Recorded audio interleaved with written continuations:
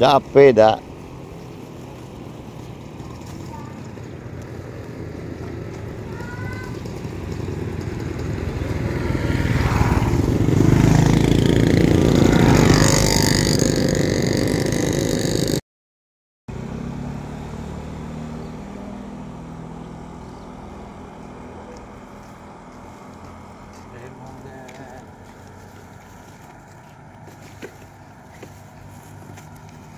Sin Mong.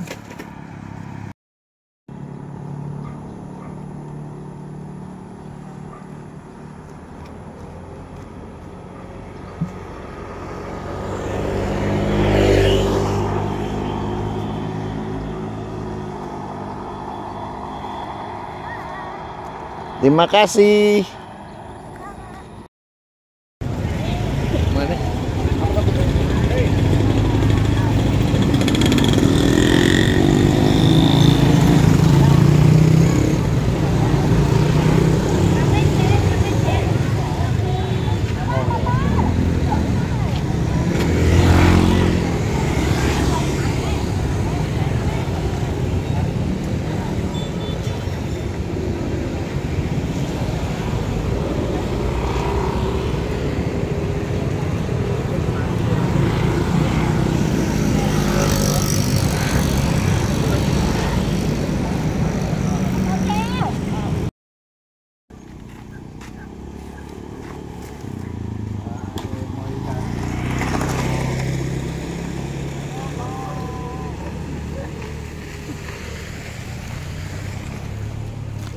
Halo Aji cantik, Sin Mong.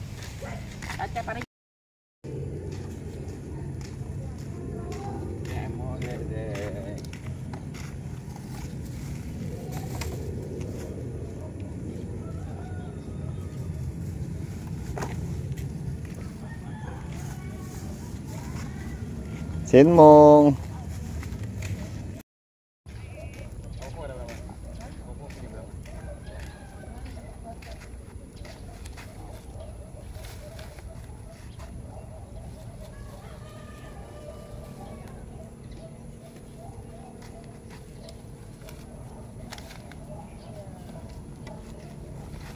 Apa yang ngurus sapi ini? Terima kasih. Ya, terima kasih juga atas kalungnya. Yan alam pa kencang berukurus. Nah, tunangan ayong no. Tunangan. Mulai. Ini lupa tahu.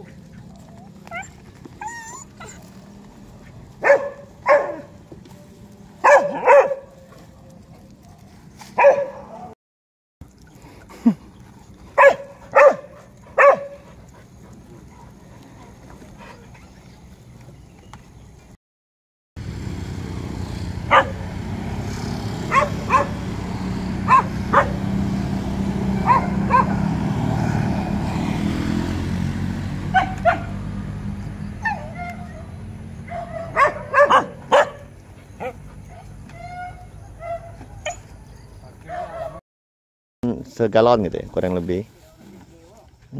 Keren aja. Tapi karena ini baru hujan, no.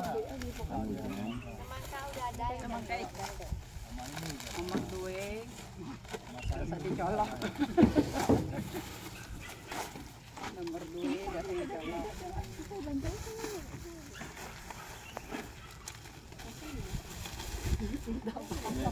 No di Bali ba? Pokoknya sekolah ya.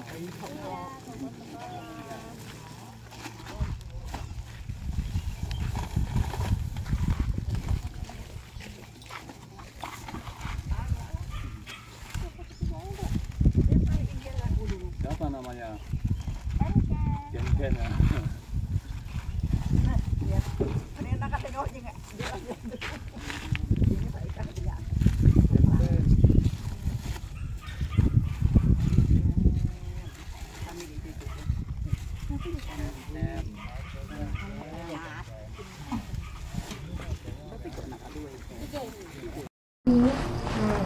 Hãy subscribe cho kênh Ghiền Mì Gõ để không bỏ lỡ những video hấp dẫn. Ini kan banyak.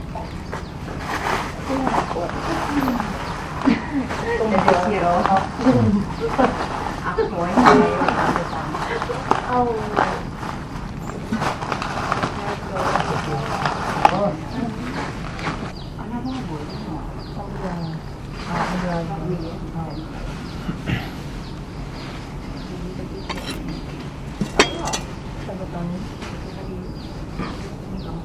Oke, hari ini sudah tanggal 1. Nah, tanggal 1 September.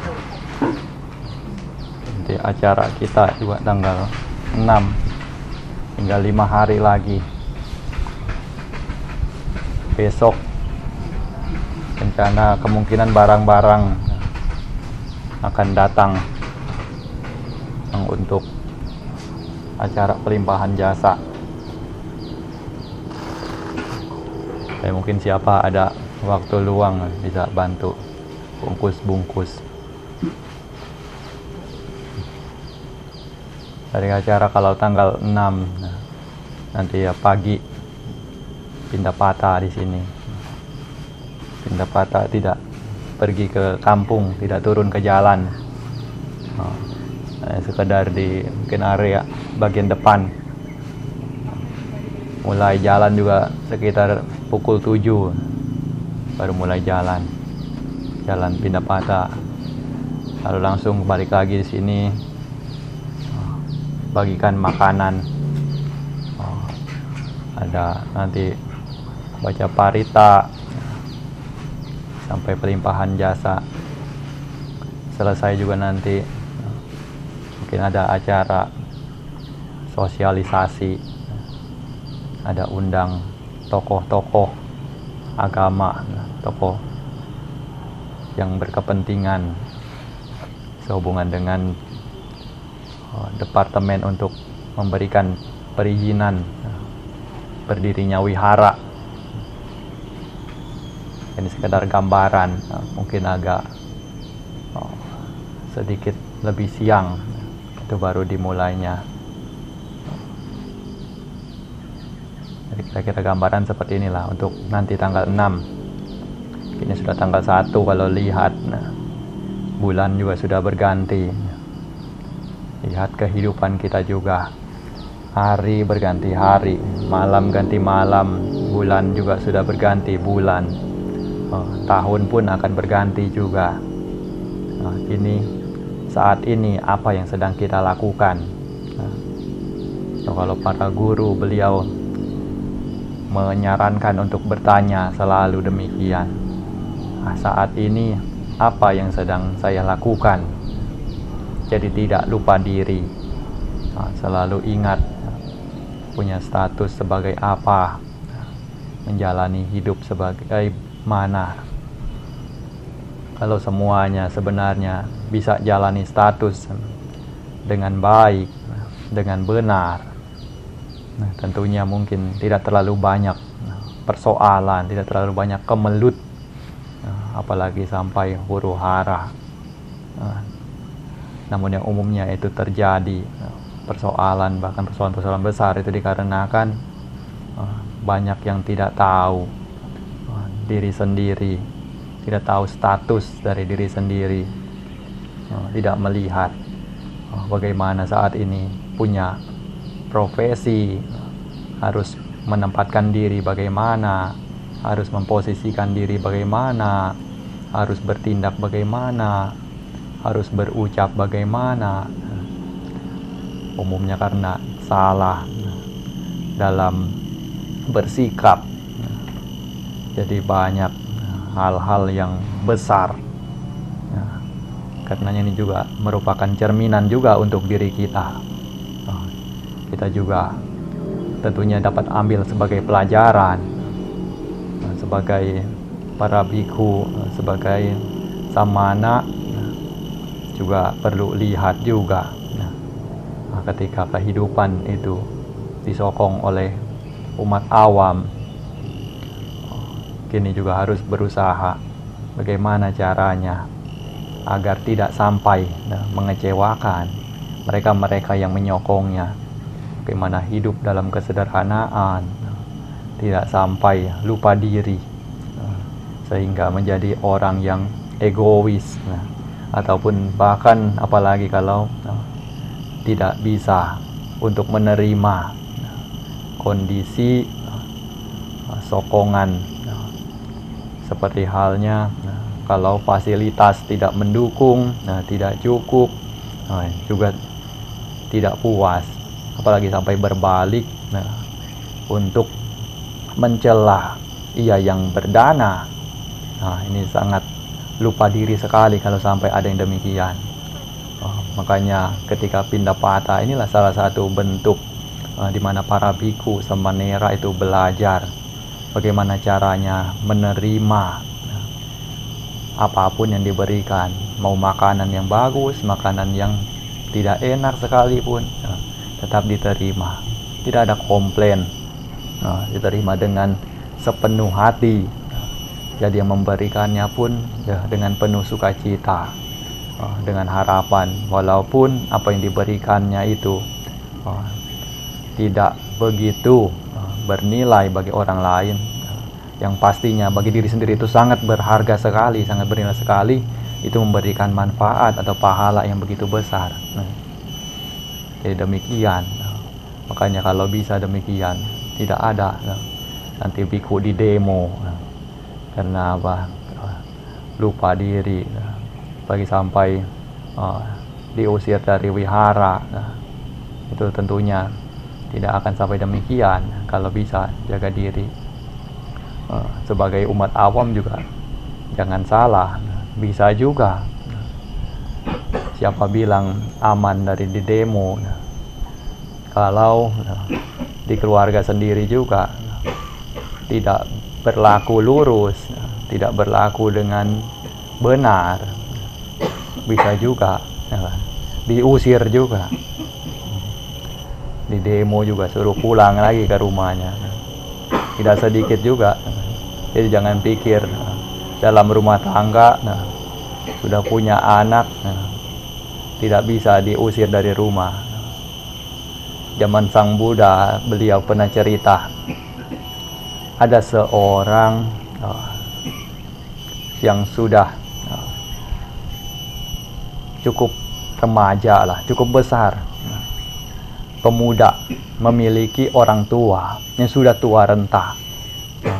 Ayah dan ibunya sudah tua, tapi kini ayah dan ibunya melihat putranya bekerja, mulai dari mencari kebutuhan hidup, lalu pulang ke rumah juga mengurus rumah lagi. Kedua orang tuanya pun merasa kasihan, pikir kiranya kalau ada istrinya, carikan menantu, mungkin bisa bantu untuk urus rumah. Jadi anaknya ini hanya fokus untuk bekerja saja, cari penghidupan. Akhirnya dicarikanlah oleh orang tuanya ini. Begitu dicarikan juga dapat seorang perempuan, lalu dijadikan istri. Awalnya juga baik-baik saja, tapi lama-kelamaan, yang namanya sebagai istri ini, begitu punya anak satu juga, punya putra cukup besar, lihat kakek nenek ini yang sudah semakin tua juga sudah semakin gerah. Kini mencari cara bagaimana caranya untuk keluarkan nih kakek nenek ini dari rumah. Lalu buat persoalan lah. Akhirnya suaminya ini pun ya nurut lagi sama istrinya. Pikir kakek nenek sudah di rumah juga tidak ada guna, sudahlah, buang saja ke hutan. Nah, menantu itu luar biasa. Siapa bakal punya menantu, hati-hati ya. Dilempar ke hutan. Begitu ya namanya nih, suami kan, nurut aja gitu kan dengan istri. Akhirnya siapkanlah kereta. Siapkan kereta, bilang ke ayah ibunya, nanti kalau hari libur mana mau dibawa untuk bertemu dengan saudara. Ini kedua kakek nenek dia senang, bahagia, bakal dibawa untuk ketemu sana keluarganya, dibawa ke perjalanan. Tidak tahu tujuannya mau dibuang ke hutan, tapi ini cucu, laki-laki ini itu tahu nih, wah ibu ini punya niat sudah tidak baik nih, orang tua mau buang kakek nenek, lalu dia langsung sekitar seumuran 5-6 tahun tapi punya kebijaksanaan, langsung lompat duluan ke kereta. Bagaimanapun mau ikut, pokoknya ikut ayah sama kakek nenek. Wah, kemudian ayahnya juga sudah bilang tidak usah ikut tapi tidak bisa, sudah ngambek, pokoknya harus ikut. Akhirnya sudah ibunya bilang sudah ikut saja, ajak. Begitu diajak sudah sampai hutan ini berhenti. Sudah waktunya mau bawa neneknya, kakek neneknya itu di sana dibuang. Lalu anak ini mengatakan kepada ayahnya, nanti setelah kita buang kakek nenek ini, ayah bawa cangkul apa segala macam ya kan, mau tujuan sekalian dikubur saja di dalam hutan, kita bawa balik lagi ya ke rumah. Ayahnya itu bilang, untuk apa dibawa balik ke rumah, sudah tinggalkan saja di sini. Anaknya bilang, bawa balik ke rumah agar nanti kalau ayah dan ibu sudah tua, saya juga akan melakukan seperti apa yang ayah lakukan ini kepada kakek nenek. Wah, begitu dengar seperti itu, langsung sudah berubah pikiran, bawa pulang lagi, tarik orang tuanya pulang. Lah, anaknya tanya, lah kenapa tidak jadi dikuburkan, dibuang di hutan ini? Sudah ayahnya bilang, sudah, nanti karma akan berbalas. Akhirnya dibawa pulang semua. Itu istrinya lihat kakek nenek pulang lagi ke rumahnya, marah besar ini. Akhirnya sudah anaknya pun ajari, nih ayah dengar ya, nih ibu nih sudah tidak punya perasaan, sudah berbuat salah besar. Jadi ayah harus ajari dia lah, usir saja dia, usir dari rumah. Nah, akhirnya ayahnya pun ikutilah saran dari anaknya ini, diusir dari rumah. Kemudian diusir dari rumah, pulang lah ibunya ke rumah orang tuanya nih, di demo sama anak. Lalu pulang ke rumah orang tuanya, sudah beberapa hari juga masih belum dipanggil pulang, belum dijemput. Ibunya mungkin sudah merindukan juga di sana, ingin pulang ke rumah tapi tidak berani. Akhirnya langsung anaknya ini kasih saran, ayah pergilah ke sana, ke tempat di dekat desa ibu tinggal itu, umumkan kepada semua orang, siapa yang punya anak gadis atau segala macam, datang ke sini, istri saya sudah tidak pulang lagi. Akhirnya dia pergi sambil mengumumkan itu, ikuti apa yang anaknya katakan. Tidak lama kemudian juga ibunya dengar itu, langsung pulang sendiri ke rumah, minta maaf. Nah, ini dari cerita yang mana bagaimana seorang anak itu mengajari orang tuanya. Ini yang disebut dengan abhija tabut, anak yang memang punya kebijaksanaan lebih daripada orang tuanya, mencegah orang tuanya dari kejahatan yang besar. Kalau kita lihat nih, hidup itu kadang tidak menentu, tidak tahu. Kadang yang namanya ilmu, yang namanya kebijaksanaan, tidak harus dari mereka yang sudah tua, tidak harus dari mereka yang sudah punya banyak asam garam pengalaman, yang sudah tahu manis pahitnya kehidupan. Terkadang anak kecil, usia masih belia pun, masih anak-anak pun bisa lebih bijaksana daripada orang yang sudah tua. Makanya Sang Buddha juga katakan, beliau pernah mengatakan bahwa siapa yang beliau sebut sepuh, yang beliau sebut sebagai Thera, bukanlah karena ia yang rambutnya sudah putih, tapi ia yang telah memiliki hiri otapa, memiliki kebijaksanaan, memiliki mental atau batin yang dewasa. Itulah yang beliau sebut sebagai ia yang telah tua, telah sepuh, telah Thera. Jadi ini gambaran lah untuk kita semua, agar tidak lengah, juga tidak salah dalam menjalani hidup. Yang terpenting adalah tetap pegang pada kebenaran. Kalau kita pegang pada kebenaran, dimanapun, hidup dimanapun, tinggal dimanapun, pastilah akan damai bahagia. Siap-siap selanjutnya pelimpahan jasa Anumodana.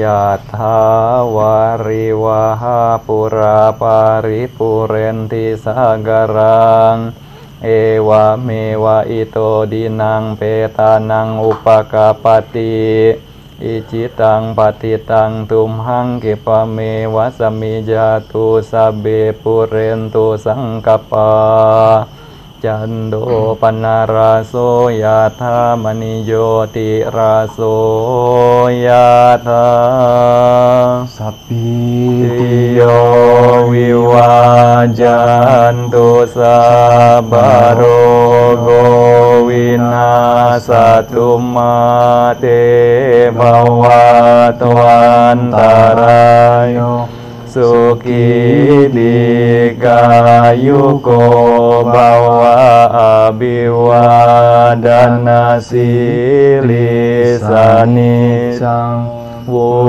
ฒาปัจจายโนจัตตารโอธรรมาวัฏันติอายุวันโนสุขังบาลังยาสะสัทธาตถาคเตอาจาลาสุปฏิทิตาสีลัญจายาสะกัลยาณังอริยกันตังปัสสังสิตังสังเกปัสสะโดยาสติอุจุบุตัญจดัสสนังอาดาลิโดติตังอาหูอาโมกันตัสสะជីวิตังตาสมาสัดดันจะสีลัญจะปัสสะดังธัมมดัสสนังอนุยุญเยธรรมเมดาวิสารังบุตธานาสาสนันติบวตุสัพพมังคลังราคันตุสัพพเทวตาสัพพบุตธานุภาเวนะสดาโสทิภวันตุเตบาวตุสัพพมังคลังราคันตุสัพพเทวตาสัพพธัมมานุภาเวนะสดาโสทิภวันตุเตบาวตุสัพพมังคลังราคันตุสัพพเทวตาสัพพสังฆานุภาเวนะสดาโสทิภวันตุเต